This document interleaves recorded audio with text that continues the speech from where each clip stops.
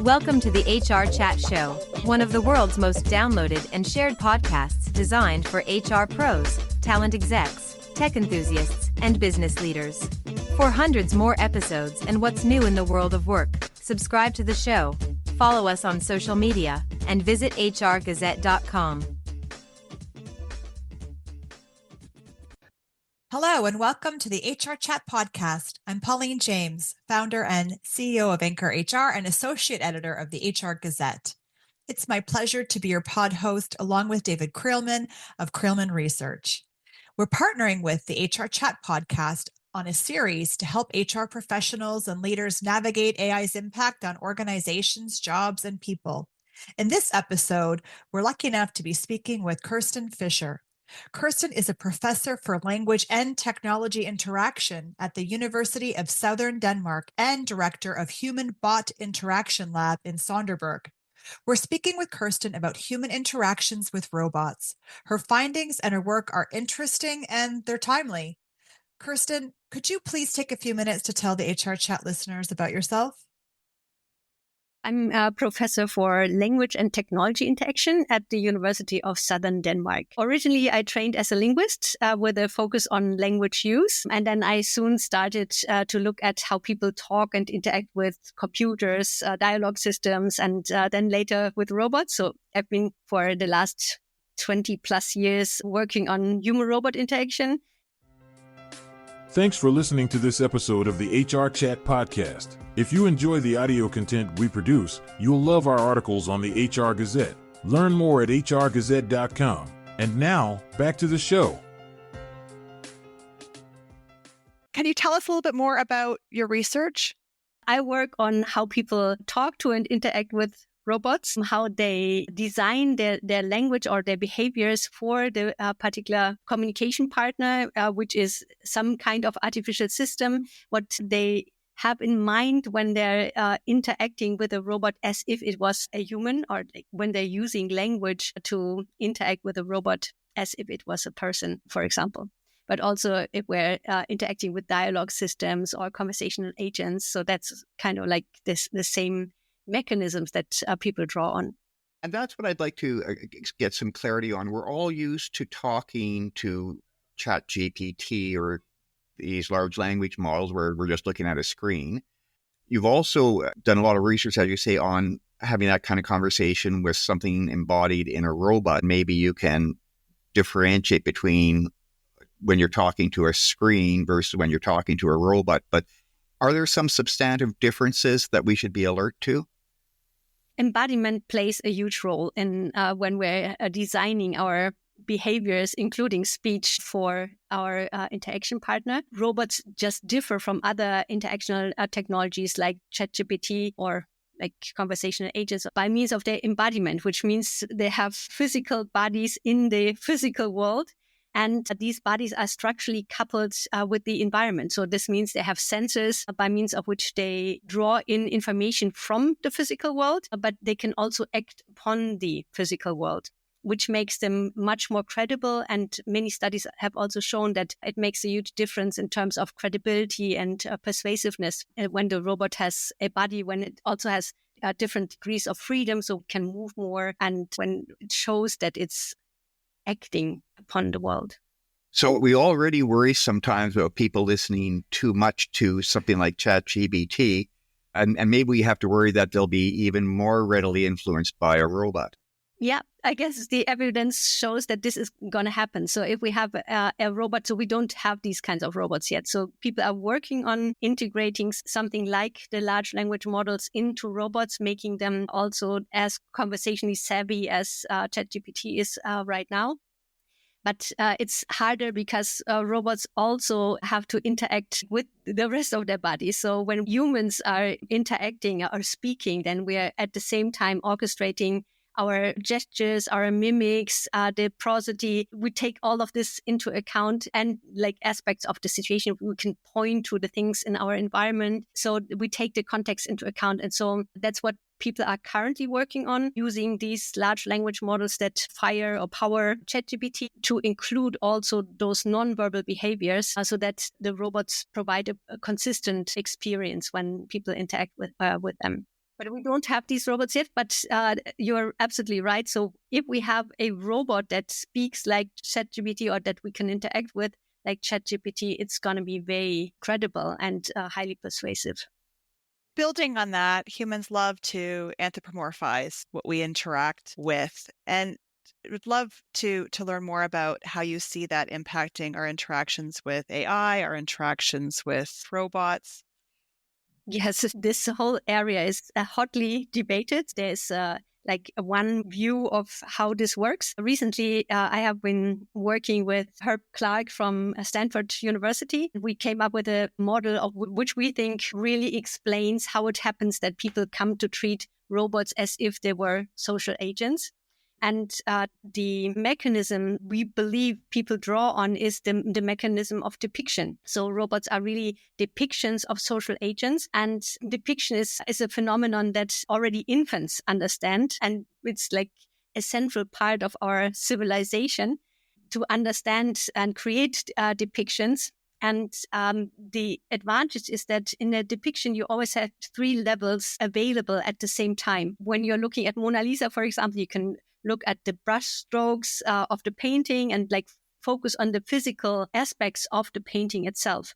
But you can also look at what is depicted. There's a woman depicted in the picture. And then you can also take the distal perspective, the fictional perspective of Mona Lisa, this woman looking at you no matter where you are in the room, for example. So following your movements with her eye gaze. So that is a fictional or inferred scene based on the depiction. And we believe that with robots, you basically do the same. So you have the robot artifact, the machine that is there and is always available. And that's also what we can see in our participants or people interacting with robots, that they have the choice to like look at the robot as a machine, but also as this fictional character that they create. And that is then a highly constructive process and therefore also highly variable. So people differ very much in the terms of the characters that they construe of robots. You know, what I find interesting is that in business, when we think of robots, we usually think about them working on a factory floor. And they're impressive kinds of machines, but we don't necessarily talk to them or do something. They're moving a box from point A to point B, and it's really cool. But you've talked about them as social agents. And if you imagine a robot barista, yeah, it's great if it can make your coffee for you, but a barista is as much a social interaction as it is some device to give you coffee. So can you talk about this social agent role? I mean, particularly in a business context, if you're going to have these robots going around, are they interacting with us not just as doing tasks, but interacting with us like we might interact with other people? Yeah, so the thing is that we live in social spaces. So human spaces are social spaces and spaces that are governed by social rules. And so as soon as we take robots out of the factory floors and put them into our human world, they have to adhere to the social rules that humans have created for their social spaces. So even if we have a delivery robot, it still has to understand how to pass on the street with the other pedestrians, for example, or the other participants in traffic. But then currently people are working on so many different applications for robots. So barista is one possibility, but then there are also tutors and study buddies for children, robots that guide other people at the airport or help them carry their shopping bags in the shopping mall as receptionists in companies. So here in Denmark, for example, there was some years ago, a Danish bank that bought a robot and put it into the entrance. And since robots are still so novel, using robots as a marketing instrument was really a great idea. But then they also need to do what social beings do, namely respond to other people and take their signals into account and respond to in an appropriate fashion. So that robot didn't do that. So it was not a very good success. But if robots really can take over social roles, then they can actually be very effective also as marketing tools, especially since they're still so novel. I love that from an HR perspective, because a lot of HR people are not particularly technical, and you have all the engineers and programmers building this robot, and they will tell you the robot does exactly what it needs to do.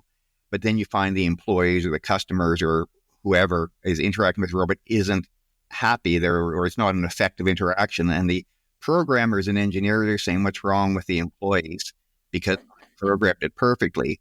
But as an HR person who's sensitive to social interactions, they may know immediately why you're not getting the result you want because it's not acting as a social entity in the right way. What kinds of things make for a good interaction between a robot and a human so that the human feels it's a likable entity?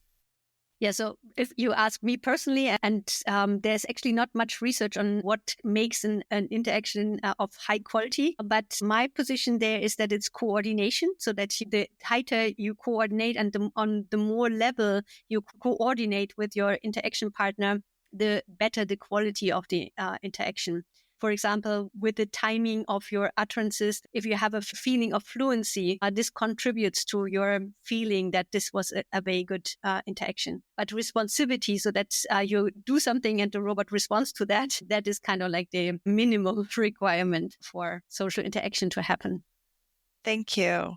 And we had the human research, right? We build trust with each other as we respond to each other's bids for attention.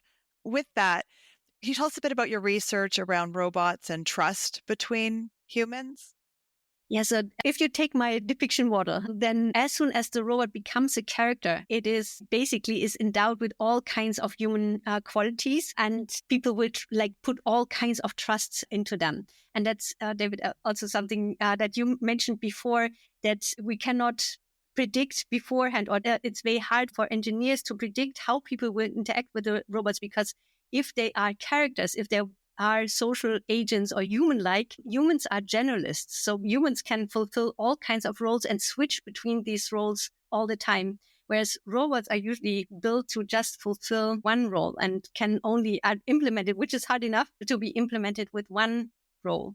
So my horror vision is always that people will buy a robot tutor for their children. So they have a math tutor that teaches their children to get better in math. And that's kind of like a high capability for humans, because a human who would function as a math tutor would be able to do a lot of other things as well, including realizing when your child is choking on a piece of Lego, for example.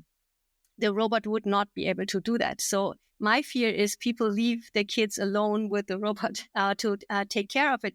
And yeah, that can be really dangerous. So how can we still enable social interaction with the robot, but set people's expectations about what the robot can do correctly? And that is actually really tricky because of the character that is depicted by the robot. Interesting, a bit of a paradox too, because you think of the designers, they want the robot to be as interactive and engaging as possible, but then that leads it more likely that we anthropomorphize it, we have more trust in it, then warranted and then safe. Yeah, so actually nobody has interest in dampening people's trust in robots. So at least not from a selling perspective or constructing robots perspective. Yeah, the marketing generally resists the warnings. It's government entities that insist on the warnings based on research from individuals like yourself. You mentioned the bank's use of a robot. I'm just curious if you've seen any particularly interesting uses of robots either in the business world or robots in the research setting where they've done something you thought was particularly interesting. Yeah, so robots are extremely difficult to build. So that's very hard to understand for a non-engineering person how difficult it is. But it has happened during our experiments that we drove with the robot into the elevator and could not get out for 2 hours because the robot was just not working anymore.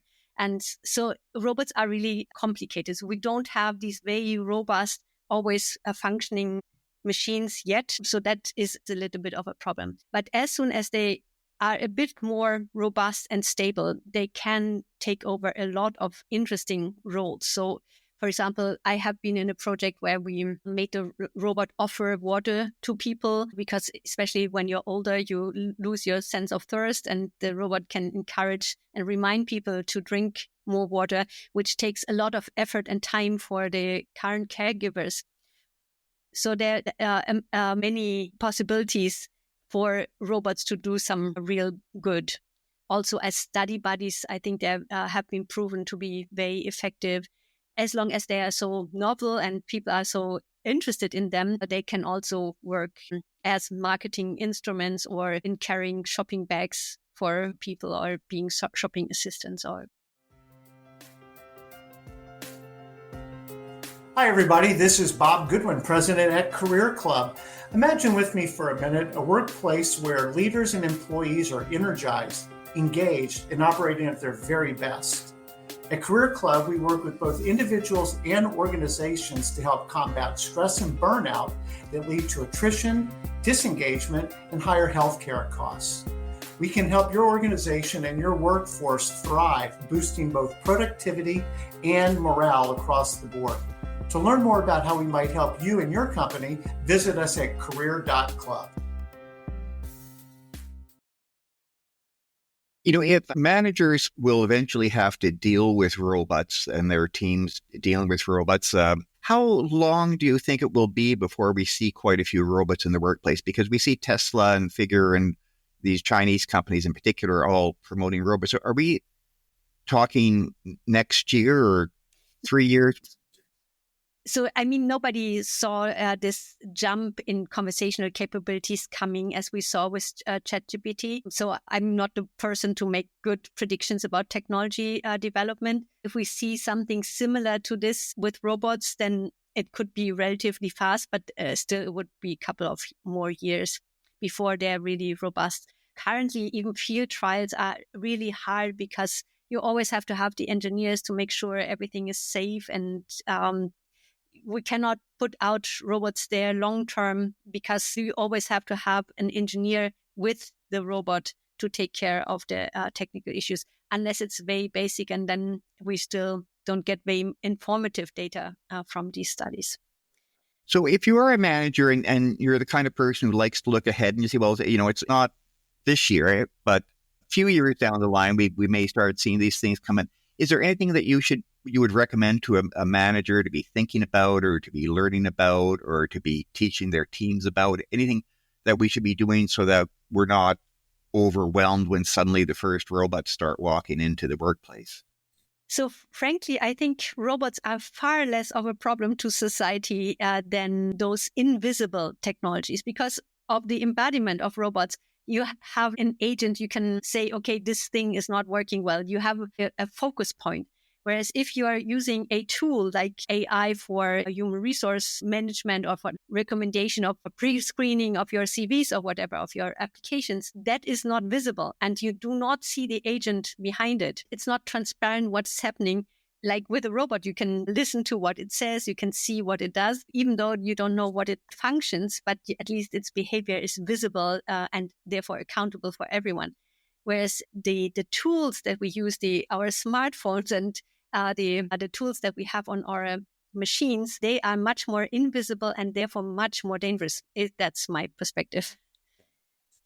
Do you see it as too far-fetched to imagine a world not far away where the robot can pick up on the human emotions? This person is giving signs that they're skeptical. I'm going to try to influence them this way. Oh, that didn't work. I'm going to come at it from this angle. I'm going to moderate my voice pattern differently, that you could actually have something in front of you that's programmed to achieve a goal, and it's making a recommendation that's not necessarily accurate if it was tested objectively, but that could be more influential than potentially peers or others or the workbook.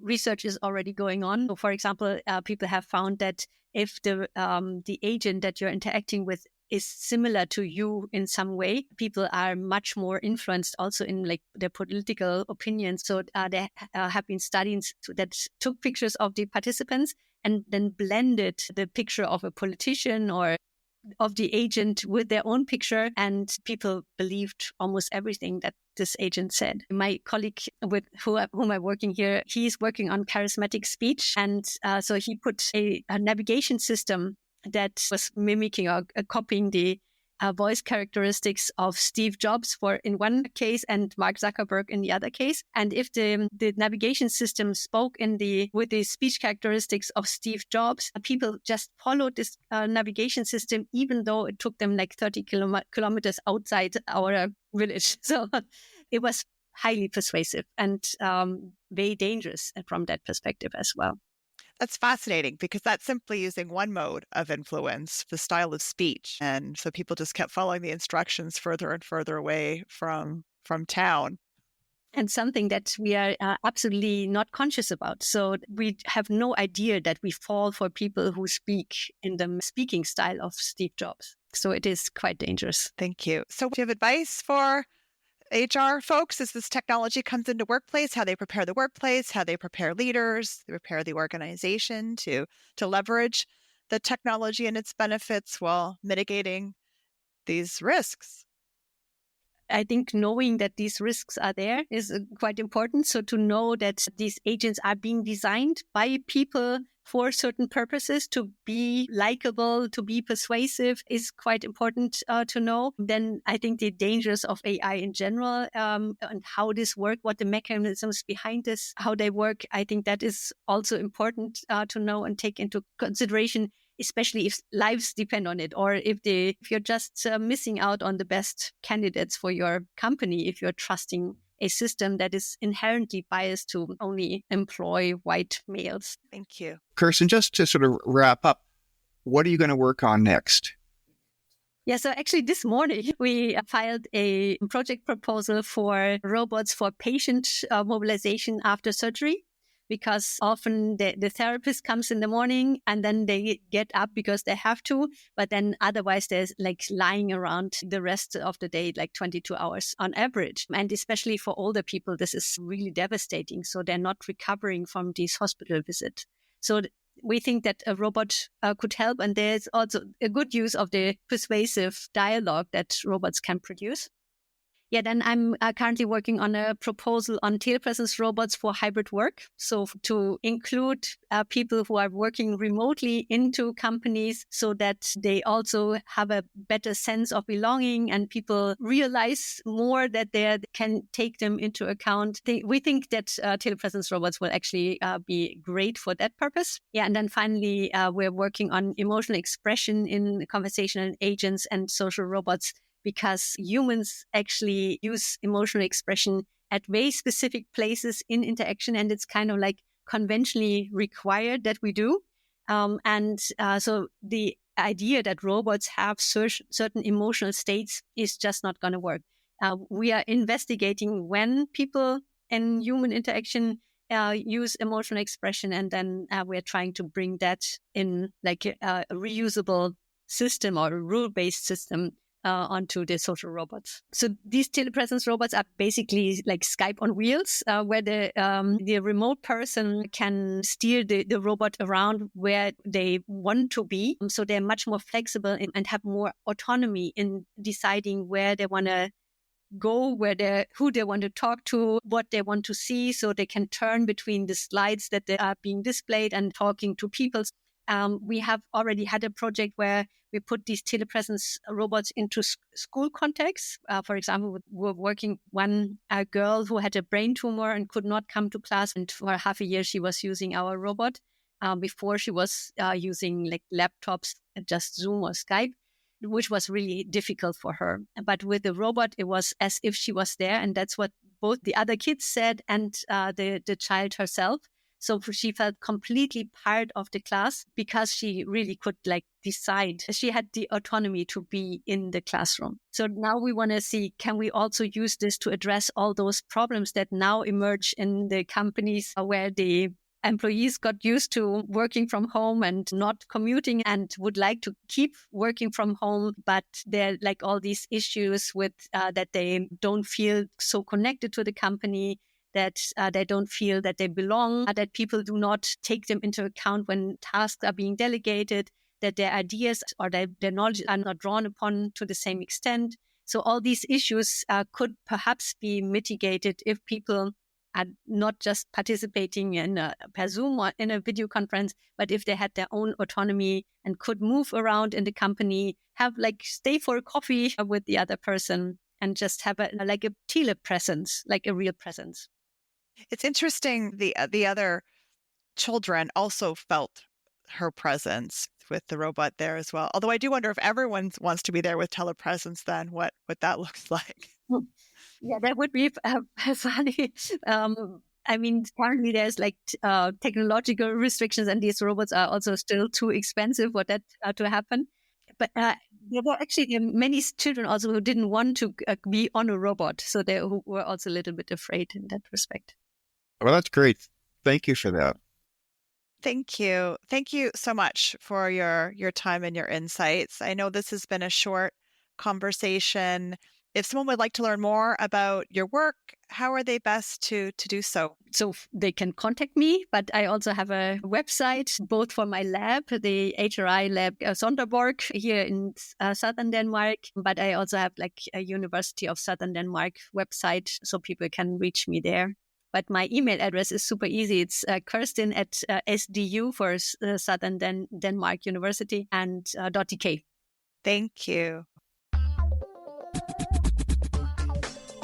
Thanks for listening to the HR Chat Show. If you enjoyed this episode, why not subscribe and listen to some of the hundreds of episodes published by HR Gazette?